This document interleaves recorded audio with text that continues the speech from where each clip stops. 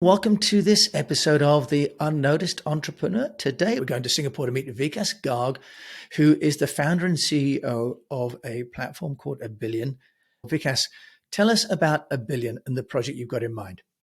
So we're Abillion, and I started this company in July of 2017. And really, it's been a lifelong passion for me around animals and animal rights and my love for the environment and for animals. And it's something that's always kept me vegetarian and then vegan throughout my life. And for me, we really started this company to help make that journey a lot easier and more accessible and more fun for a lot of people. We know that there's an interest that's increasing around the world in plant-based diets or more sustainable consumption if we just broaden it out a little bit more from just food. But consumers, while they may even have a lot of choice, don't really know what to choose. And often they have bad experiences, and it often feels like a sacrifice or a compromise. So we want to really bring a community of people together around the world.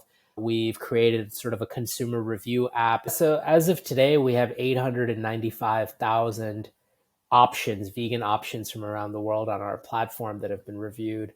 About nearly 600,000 of those are consumer products. So they might be packaged foods, they might be cosmetics products that are non-animal tested and cruelty-free.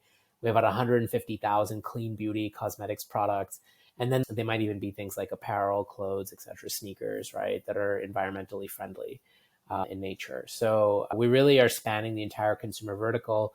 We have 107,000 consumer products companies on our platform, and we have 110,000 restaurants from around the world. Vikas Garg, CEO of Abillion. It's amazing. If there's one piece of advice, one tip you'd give to my fellow unnoticed entrepreneurs on how you've pioneered and built Abillion, what would that be? I'd say one piece of advice, just show up every day, be present. And if you really believe in something, and go for it, be consistent, be authentic.